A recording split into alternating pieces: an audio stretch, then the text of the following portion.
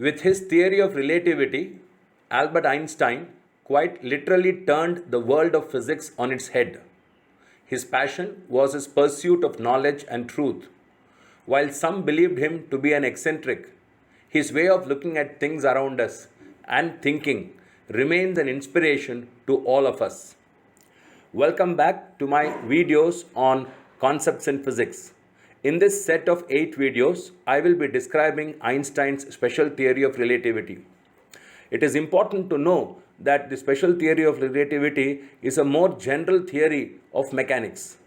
I would like to quote Einstein here from his work on a text called Evolution of Physics.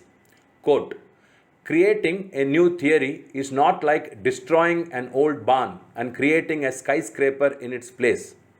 It's rather like climbing a mountain, gaining new and wider views, discovering unexpected connections between our starting point and its rich environment. But the point from which we started still exists and can in fact be seen, although it appears smaller and forms a tiny part of our new broad view gained by the mastery of the obstacles on our adventure way up. Unquote. Albert Einstein. In this first video, I will be talking about classical mechanics and in particular the classical principle of relativity. Classical mechanics or Newtonian mechanics deals with the description of motion of objects whose speeds are small compared to the speed of light in free space. In other words, all the formulae of classical mechanics is valid in the regime when v by c is very much less than 1, where v is the speed of the object and c the speed of light in free space. In the regime v by c tending to 1, this description by classical mechanics completely breaks down. In the early part of the 20th century, 1905 to be precise, Albert Einstein proposed a theory which would correctly describe the motion of bodies in the speed regime where v by c varies from 0 to 1. In fact, this theory will be able to correctly describe the motion of objects having speeds ranging from 0 to c. As a matter of fact, classical mechanics turns out to be a limiting case of this theory known as the special theory of relativity or STR as I would refer it to often. The term special in STR refers to the fact that the description is limited to the description of motion of bodies from what are called inertial frames of reference, which we will describe in the slides to follow. Let's begin our description of classical relativity with a statement of the law of inertia, which was first proposed by Galileo. And we will also see the statement of Newton's first law of motion, obviously proposed by Newton. We will notice that both these statements actually are one and the same.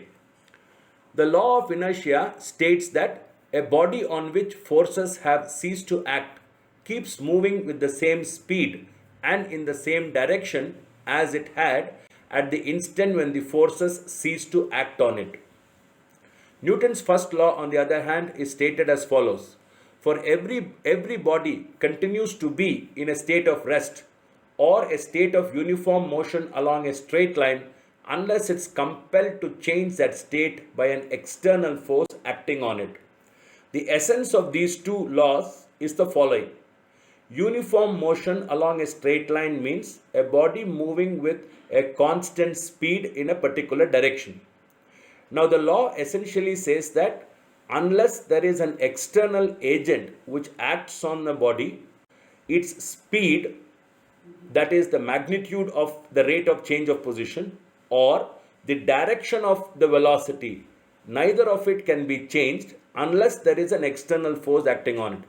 In the absence of external forces, bodies would continue to be either in a state of rest, that means with zero speed, or continue to move at a constant speed in a particular direction.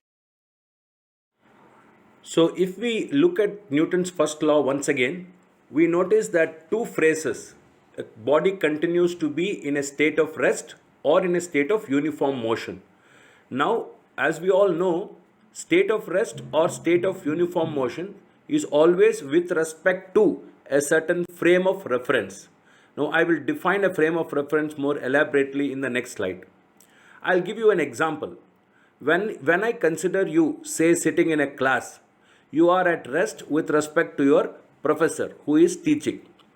Now, suppose there was a person on the moon and he looked at you. Would you be in a state of rest with respect to the person on the moon? Think about it. Obviously not, because for the person on the moon, the entire earth is in motion, and along with it, you are also in motion. So, therefore, are you in a state of rest or are you in a state of motion? Clearly, the answer depends on with respect to whom are you talking about. With respect to your professor in the classroom, you are at rest, but with respect to the person on the moon, you are actually moving. So, therefore, the question arises in classical mechanics when Newton states in his first law, a body continues to be in a state of rest or in a state of uniform motion. With respect to what is this state of rest or motion referred to? Well, here Newton introduces two important ideas, the concept of absolute space and absolute time. All motion is supposed to be with respect to this frame of reference which is fixed in absolute space, and this frame is supposed to be always at rest. All other motions are with respect to the frame in the absolute space.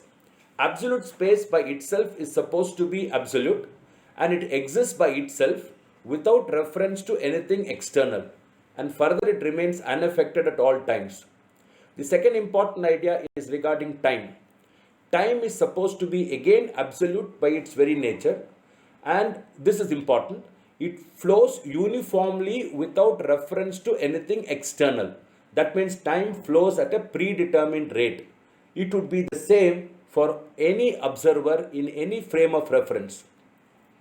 Now, there is another point I would like to say regarding classical mechanics. That is the role of mass. To begin with, mass is considered to be the quantity of matter present in a body. Well, this is the basic definition of mass. But mass is also considered in classical mechanics to be a measure of the inertia possessed by the body. Now, what is inertia? Inertia is the tendency of a body to preserve its state of either motion or state of rest. So, this tendency of a body to preserve its state of motion is known as inertia. And mass is supposed to be a measure of this inertia. In other words, larger the mass, larger is this tendency of a body to preserve its state of rest or state of uniform motion.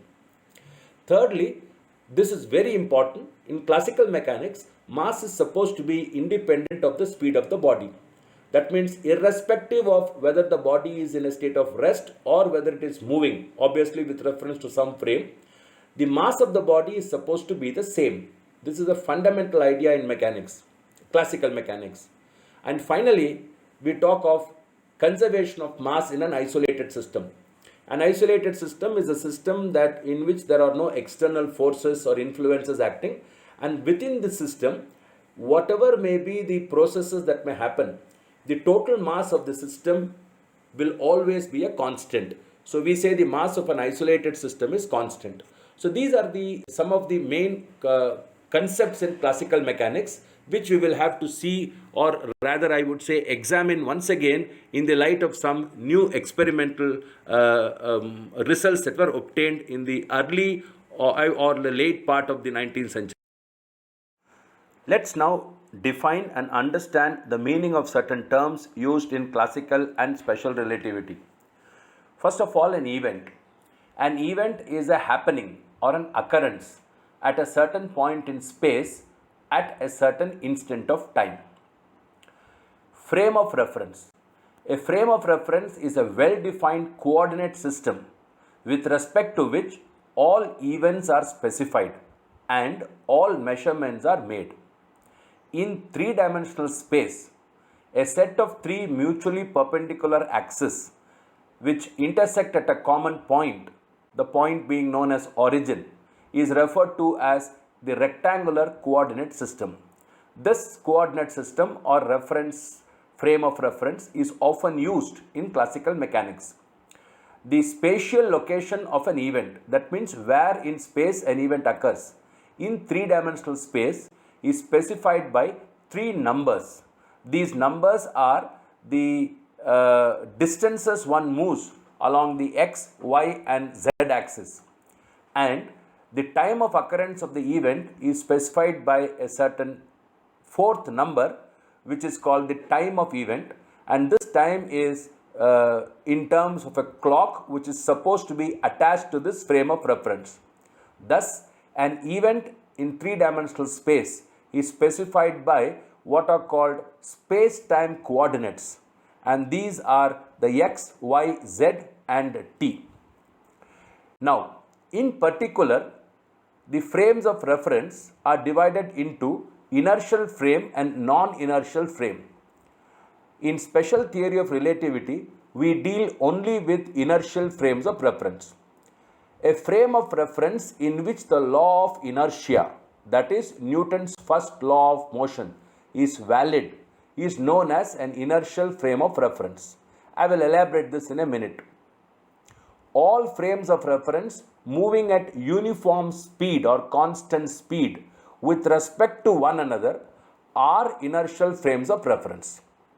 Further, we may also say that inertial frames of reference do not accelerate. They are non-accelerating frames of reference. Incidentally, a non-inertial frame obviously would be an accelerated frame of reference. Now, coming back to the first reference as to the definition of inertial frame, a frame in which Newton's first law is valid. What it means is, according to Newton's first law, in the absence of any external force acting on a body should continue to move with uniform speed. Now, if in a particular frame of reference, you find that this law is valid, that means a body continues to move at a uniform speed without apparently any external force acting on it, then you say the frame is inertial. Suppose you find that without an external force acting on the body does not move with uniform speed. In fact, without an external force acting on it, suppose the body is accelerating, then that would mean you are violating Newton's first law. Apparently, Newton's first law is violated. Such a frame in which Newton's first law appears to be violated or is not valid would not be an inertial frame of reference. In fact, if a frame of reference is accelerating, then Newton's first law will not be valid. What does this mean? It means that in an accelerated frame of reference, even without an external force acting on the body, you will find that the body is actually having accelerated motion or is moving with a non-uniform speed. So to sum up, an inertial frame of reference is simply that frame of reference in which Newton's first law holds good. And for us, for the rest of the course on special relativity, all the frames of reference which are moving with respect to one another with a constant velocity, or what you say uniform velocity, would be considered as inertial frames of reference. Alright, one of the important concepts in learning relativity is the transformation equations. Transformation equations are a set of mathematical expressions that relate one observer's measurement, say in a particular frame of reference, to another observer's measurement in a different frame of reference. Now, these mathematical expressions that help us to go from one frame to another frame is known as transformation equations. In Newtonian mechanics or classical mechanics, the transformation between two inertial frames which are moving with a uniform speed with respect to each other were first derived by Galileo and is aptly known as the Galilean transformation equations. In the next slide, we will see these equations. In this slide, I will explain to you the Galilean transformation equations. Let's assume that we have two frames of reference, S and S prime. And at a time which we choose as t equal to 0, let the three axes coincide and the origins O and O dash coincide. Let the frame S dash move with a constant velocity V naught along the positive x-axis with respect to the frame S. We will assume that both these frames are of course in the absolute frame space that we referred to earlier. Now, suppose there is an event that happens at the point P whose space-time coordinates are x, y, z, t as measured in the frame S. That means consider an event happening at the point P whose coordinates are x, y, z at a certain time t as seen by an observer in S. Now, what are the space-time coordinates of the same event for an observer in S dash? Note that in a certain time t, starting from when the two frames were coincident, the frame S dash would have moved a distance along the x-axis which is v naught into t. Therefore, at the instant t, the spacing between the two frames along the x-axis is v naught times t. Now, the distance of this point P where the event occurs from the origin O dash is obviously x dash. From simple geometry, you notice that x dash is nothing but x minus v naught t. So this is called the transformation of x to x dash. Since there is no motion of the frame along the y or z axis, y will be equal to y dash and z will be equal to z dash. Now comes the important and probably the most crucial assumption. We assume that time is the same for all observers and therefore t is equal to t dash at all t. The equations x dash is equal to x minus v naught t, y dash is equal to y or y is equal to y dash, z dash is equal to z or z is equal to z dash, and t dash is equal to t are called the Galilean transformation equations. We have considered only one dimension in this particular case. We can go one step ahead. What about the velocity? Suppose at the point P we had a particle which was moving, and let us say the velocity of this particle at the instant t as measured from the frame S is v and as measured from the frame S dash is v dash. So how will v dash be related to v? It's very simple.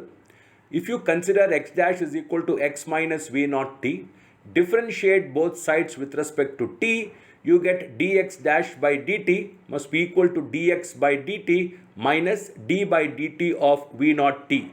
That will give you v dash is equal to v minus v naught. So you notice that v dash is not the same as v. Now what about acceleration? Suppose the particle at P was not just moving, it was, let us say, accelerating.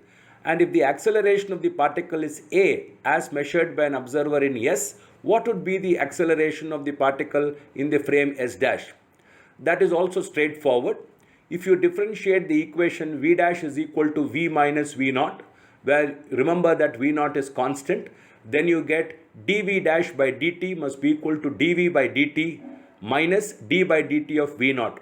The third term d by dt of v naught will be 0 and therefore dv dash by dt must be equal to dv by dt, or acceleration a dash must be equal to acceleration a. So we find that the acceleration of the particle in both the frames are the same. Now if the accelerations are the same, if we assume that mass of the particle is independent of the speed of the particle, which we mentioned as one of the assumptions in classical mechanics, then m into a dash must be equal to m into a. That means the force experienced by the particle as measured by an observer in S would be the same as the force measured by an observer in S dash. Let's now distinguish between the terms invariant and covariant. When we say a physical quantity is an invariant under a transformation, it means the value of the physical quantity, that is the numerical value, will be the same for observers in both the frames of reference. Thus, if you look at the acceleration in the previous slide, we saw that a dash was equal to a. Thus, acceleration is an invariant under Galilean transformation. However, the position x and velocity are not. Covariant. When we say a quantity is covariant under a transformation, it means the form of the equation describing the physical quantity is preserved under the transformation. For example, the formula P for momentum equal to mass times velocity, or the formula for the force F equal to mass times acceleration will be the same for observers in the frame S as well as S dash. Thus, we may say P is covariant, P means momentum, is covariant but not an invariant. On the other hand, force is both covariant as well as invariant. We are now ready to state the principle of classical relativity. Let us now try to understand the Galilean relativity principle.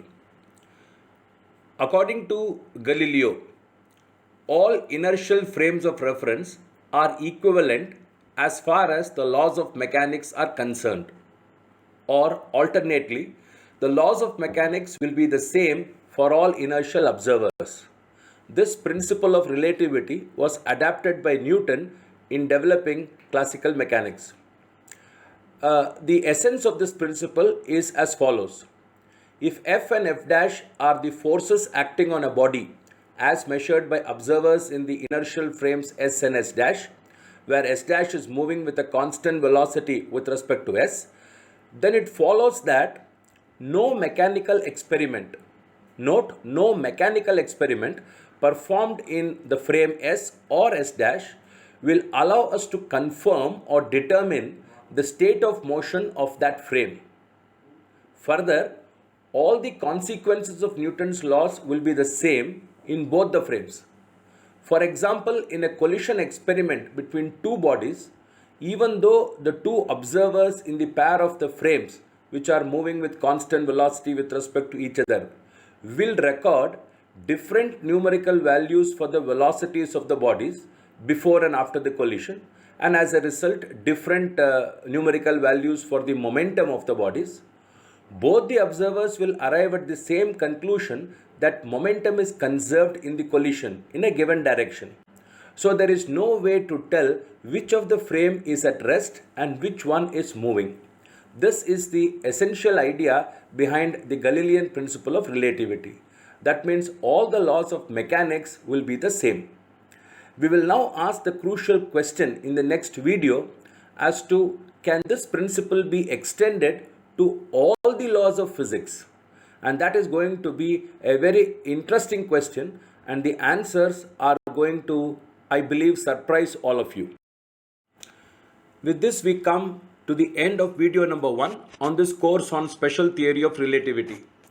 In this video, we essentially looked at the concept of inertia, the law of inertia and Newton's first law of motion, the range of velocities where classical mechanics or Newtonian mechanics will be valid. We also saw how the concept of absolute space and absolute time is inbuilt into classical mechanics. We also looked at the role of mass. Then we looked at what are known as Galilean transformations and inertial frames of references, and saw that the quantities like momentum and position are not invariant, while acceleration is an invariant under Galilean transformation. Finally, we looked at what is called as the classical principle of relativity, which, to reiterate once again, simply states that all inertial frames of reference are equivalent as far as the laws of mechanics are concerned. Now, in the next video, we will be mainly looking at the quest to actually find whether this absolute space which was referred to in this video really exists. A classic experiment which was conducted by Michelson and Morley in the late 1920s will be described. And then we will try to pose a very important question as to whether this principle of relativity which was mentioned in this video can really be generalized to other laws of physics beyond the laws of mechanics. I thank you for subscribing my channel and watching this video.